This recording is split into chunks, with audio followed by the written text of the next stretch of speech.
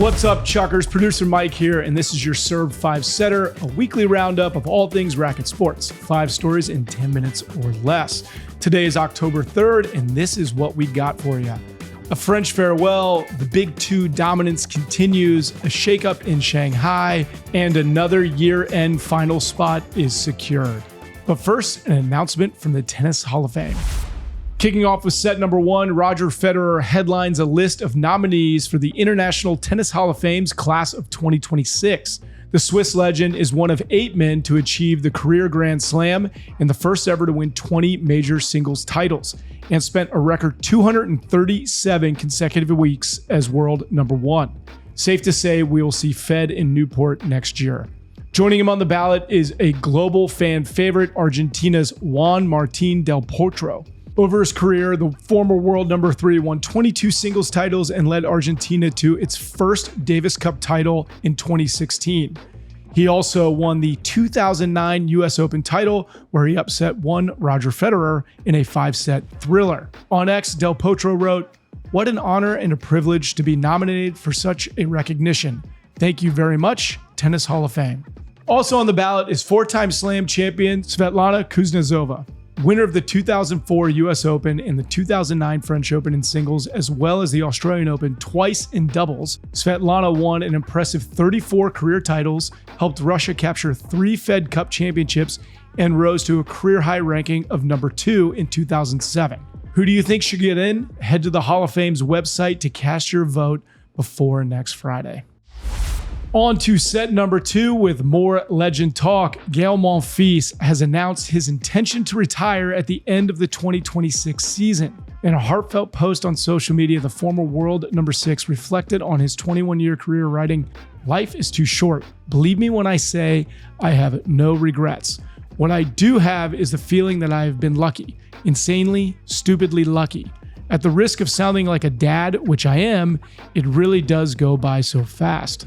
Earlier this year, the 39-year-old Monfils won his 13th career title, becoming the oldest player ever to win an ATP Tour trophy. Long celebrated for his electric athleticism and a flair that earned him the nickname The Magician, we are sure next season promises to be a must-watch from Gael. On to set number 3. Carlos Alcaraz and Jannik Sinner just keep winning. World number 1 Alcaraz won his tour-leading 8th title of the season at the Japan Open on Tuesday.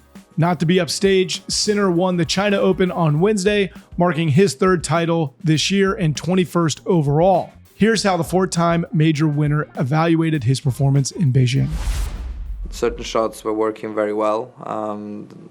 Shots we've been working on a lot. The serve was working slightly better. From the back of the court, trying to be slightly more unpredictable, worked also a little bit better. The world number 2 is heading to Shanghai as he seeks to defend his title. But bad news if you missed it, we won't have the opportunity to witness another final between the Big Two, with Carlos bowing out after taking home a title in Tokyo. On to set number 4, and Ben Shelton is back in China.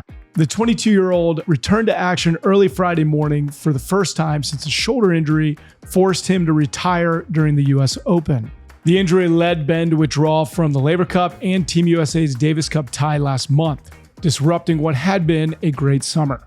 Despite the setback, the world number 6 Shelton is confident he will take part in his first ever ATP final next month. Take a listen.